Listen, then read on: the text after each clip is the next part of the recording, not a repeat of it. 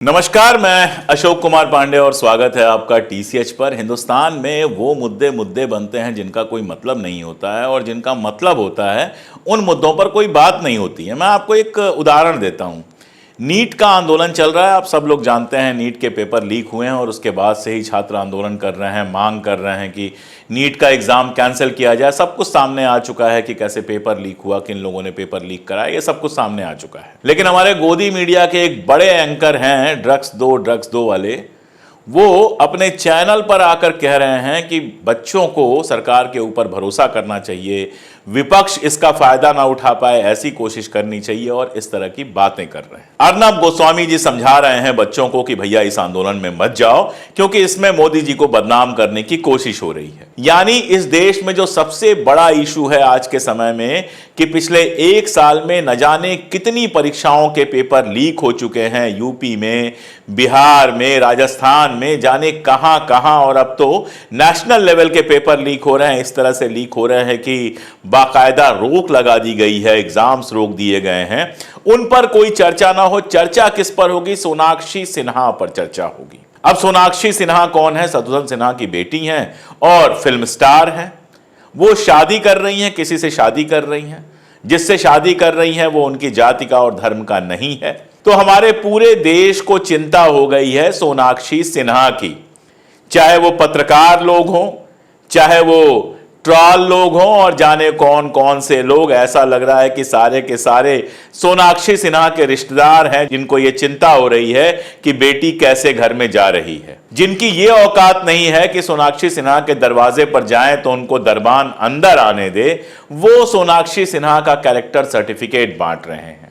वो बात कर रहे हैं हिंदू मुस्लिम शादी, लव जिहाद, अलाना फलाना ढिमकाना वगैरह वगैरह। कल एक साहब जो पत्रकार हैं, वैसे बहुत सेकुलर बनते हैं, वो बता रहे थे कि हिंदू मुस्लिम शादियां चलती नहीं हैं क्योंकि अलग अलग कल्चर होता है। भाई कल्चर तो सबसे ज्यादा अलग अलग साउथ इंडियन और नॉर्थ इंडियन का होता है। एक को रोज डोसा चाहिए, एक डोसा खाने के लिए होटल में जाता है। एक के कपड़े पहनने का तरीका, वो लुंगी जो है बाहर पहन के निकलते हैं, और एक के यहाँ धोती पहनी जाती है, और अब तो जीन्स और शर्ट और पैंट और इस तरह की चीजें पहनी जाती हैं।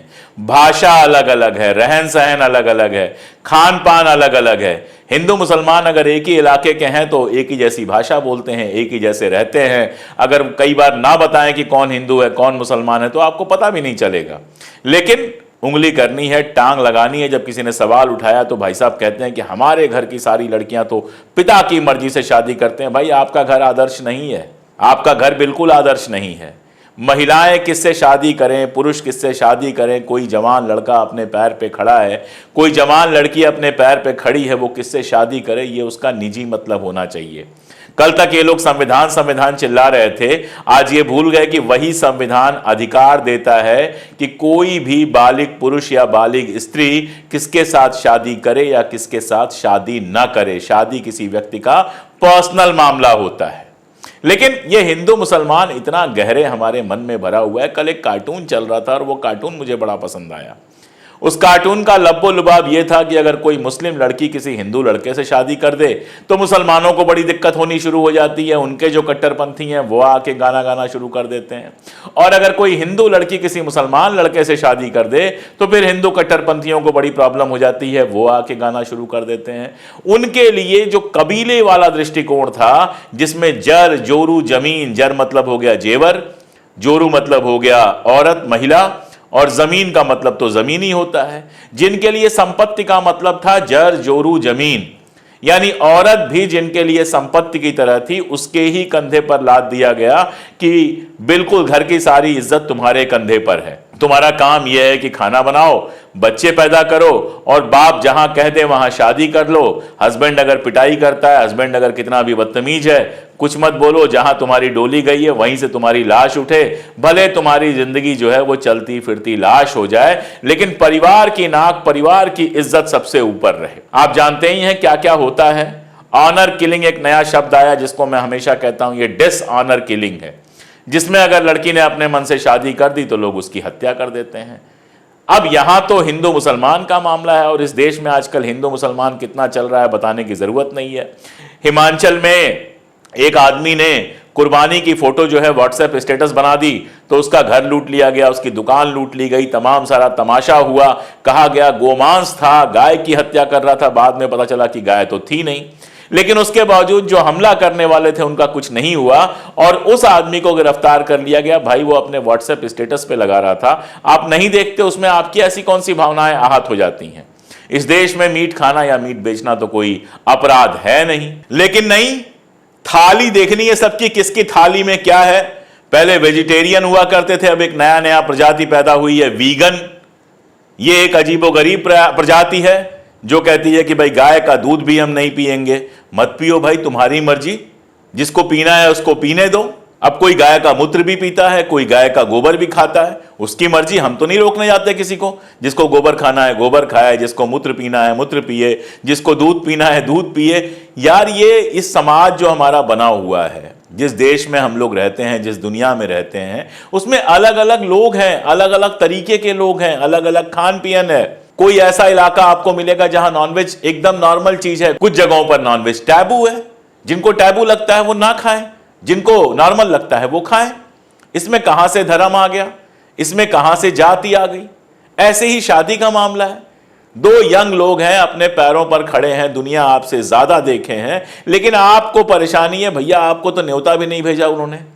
ये जो लोग बवाल मचाए हुए हैं, सोनाक्षी सिन्हा ने उनको कार्ड भेज के बुलाया था शादी में, मियां बीबी राजी तो क्या करेगा काजी, और यहां तो कंडीशन हुए कि भड़के हुए हैं पाजी। कोई मतलब ही नहीं है, न कोई पूछ, न कोई जान, न कोई पहचान, लेकिन आप परेशान हैं कि उन्होंने शादी क्यों कर ली। अब कंडीशन यह है कि बिहार में आपने पोस्टर लगा दिए, सोनाक्षी सिन्हा को घुसने नहीं देंगे। औकात है आपकी सोनाक्षी सिन्हा को ना घुसने देने की? आपकी इतनी हैसियत है कि आप किसी को रोक सकें? किसी को घुसने देना, आने की इजाजत, जाने की इजाजत देना, यह सब पुलिस का काम होता है, ये गुंडों का काम तो होता नहीं है। और गुंडे अगर ऐसा काम करें तो पुलिस को क्या करना चाहिए आप जानते हैं। लेकिन अब पुलिस का भी क्या कहा जाए, हिमाचल का किस्सा हम जानते हैं। जिस समय दुकान लूटी जा रही थी, इस समय पुलिस वैसे ही खड़ी थी। किसी ने कहा कि शादियां चलती नहीं हैं, तो मुझे याद आई सुनील दत्त और नरगिस की कहानी। सुनील दत्त हिंदू थे, नरगिस मुसलमान थी, दोनों लोगों ने शादी की थी। सुनील दत्त की उम्र भी कम थी उस समय जिस समय शादी हुई नरगिस से। दो बच्चे हुए जिनके बारे में हम जानते हैं, संजय दत्त जी और प्रिया दत्त जी। और उसके बाद आप जानते हैं नरगिस जी सारी जिंदगी साथ रहीं, फिर उनको कैंसर हो गया, सुनील जी ने उनके इलाज के लिए क्या क्या नहीं कराया, फिर वो चल बसी। उसके बाद सुनील जी ने कोई दूसरी शादी नहीं की और बाद में अब तो खैर सुनील जी भी इस दुनिया से जा चुके हैं। कितने, ये तो मैंने एक उदाहरण दिया आपको।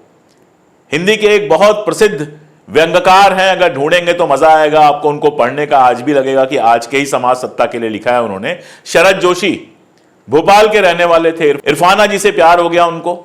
इरफाना जी जो थी वो थिएटर की एक्टर थी, तो शरद जोशी और इरफाना जी ने शादी कर ली। शादी करके वो लोग ग्वालियर आए थे वहां से बचने के लिए। ग्वालियर में जिनके घर ठहरे थे कुछ समय तक, प्रकाश दीक्षित जी मेरे गुरु जैसे थे, उनसे वो अक्सर कहानियां सुनाते रहते थे। सारे जीवन वो लोग साथ रहे। शाहरुख खान ने अंतरधार्मिक शादी की है, वो लोग भी साथ में हैं। ऐसे कितने आपको उदाहरण मिलेंगे। और अलग होने की जहां तक बात है, दो हिंदुओं की शादी भी टूट सकती है, सजातीय एक जाति में की हुई शादियां भी टूट जाती हैं। ये तो दो लोगों के ऊपर है। साथ चलना शुरू किया उन्होंने, लगता है अब साथ नहीं चल सकते हैं, अलग हो जाते हैं, इसकी भी कानून में व्यवस्था है। तलाक की व्यवस्था कानून में है, शादी की व्यवस्था कानून में है।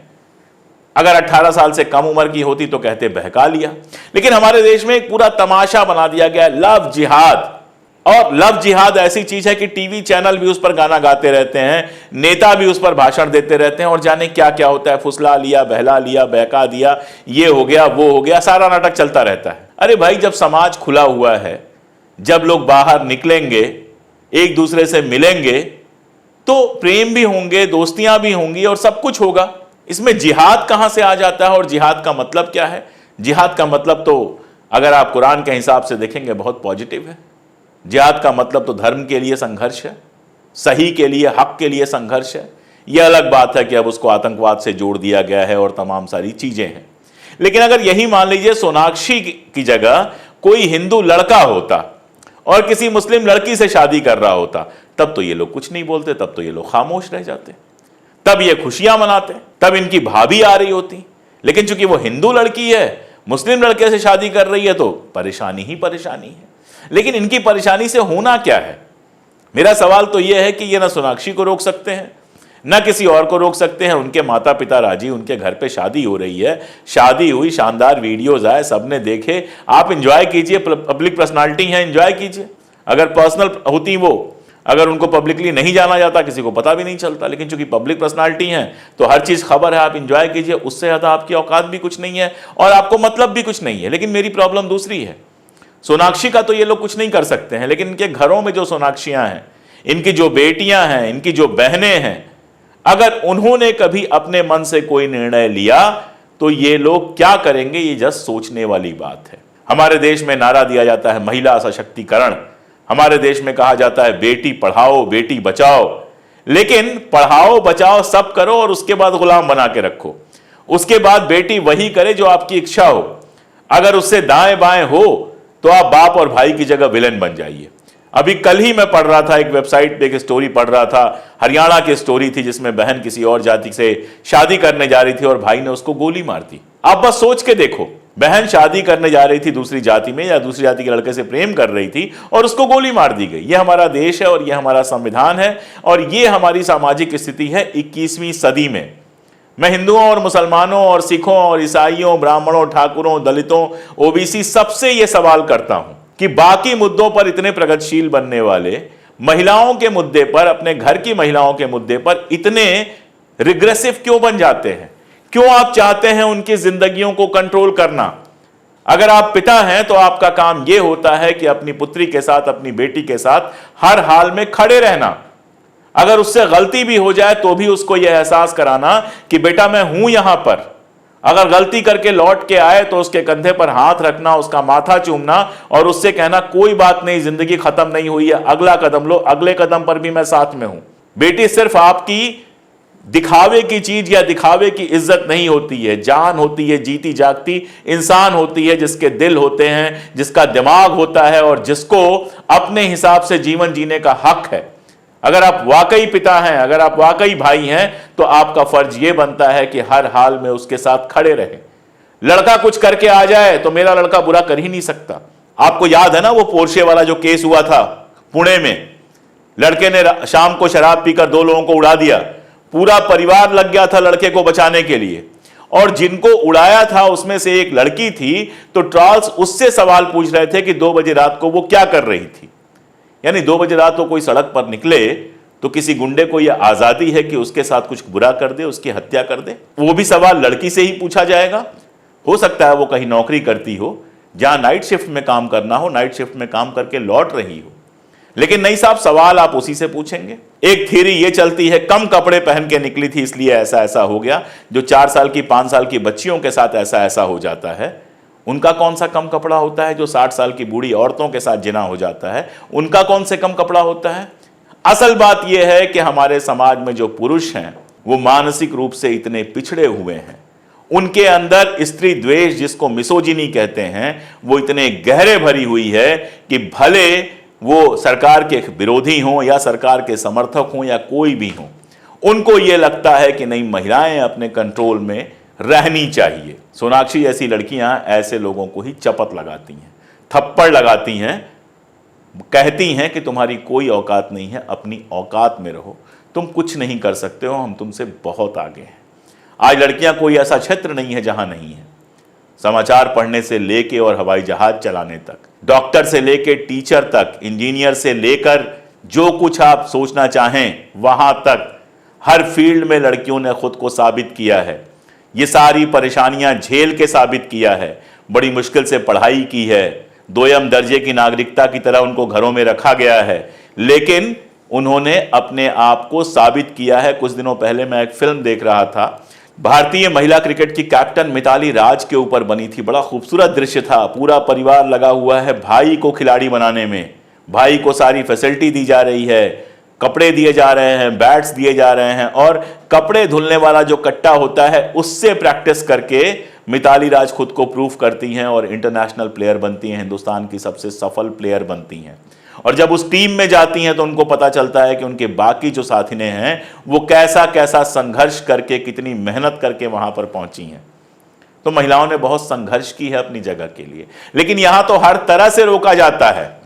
कम कपड़े पहने तो परेशानी, हिजाब पहने तो परेशानी। कर्नाटका में महिलाएं हिजाब पहन रही थी तो उनको आप कॉलेज में नहीं घुसने देंगे, स्कूल में नहीं घुसने देंगे, नौकरी नहीं करने देंगे। और वही मोदी जी जब जाते हैं कश्मीर तो वहां हिजाब वाली महिलाओं के साथ सेल्फी खिंचाते हैं। तो कम कपड़े पहने तो परेशानी, जीन्स पहने तो परेशानी, हिजाब लगाएं तो परेशानी, अपनी मर्जी से शादी कर लें तो परेशानी। आप तो बस चाहते हैं कि वो नौकरी कर लें, कमा के सारी सैलरी आपके हाथ में दे दें, सुबह नाश्ता खाना बना के जाएं, शाम को आके खाना बना के दें और आपकी डांट आपकी मार चुपचाप बर्दाश्त कर लें। अगर ऐसा कर लें तब तो वो आदर्श महिला हैं, वरना आप गालियां देंगे, आप ऑनर किलिंग करेंगे। आपका वक्त अब खत्म हो रहा है। लड़कियां दुनिया भर के पहरे तोड़कर, दुनिया भर के बंधन तोड़कर बाहर आ गई हैं। बर्दाश्त करना सीखिए। एक समाज में, ऐसे समाज में जो प्रगति कर रहा है, वहां महिलाओं के निर्णय को स्वीकार करना सीखिए। नहीं स्वीकार करेंगे तो उनको कोई फर्क नहीं पड़ेगा, आप ही लगातार लगातार और अकेले और कुंठित और फ्रस्ट्रेट होते चले जाएंगे। मैं न सोनाक्षी सिन्हा को जानता हूं, न उनके पति को जानता हूं। मैं बस इतना जानता हूं कि वो इस देश की एक युवा महिला हैं। मैं इतना जानता हूं कि वो कलाकार हैं और उन्होंने अपने मन से निर्णय लिया है। मैं बस अपने चैनल की तरफ से, अपने सभी साथियों की तरफ से उनको उनके भविष्य के लिए शुभकामनाएं दूंगा। और आप लोगों में से वो लोग जो गालियां दे रहे हैं उनको सद्बुद्धि मिले, इसके लिए प्रार्थना करूंगा। आज के लिए इतना ही। बहुत शुक्रिया।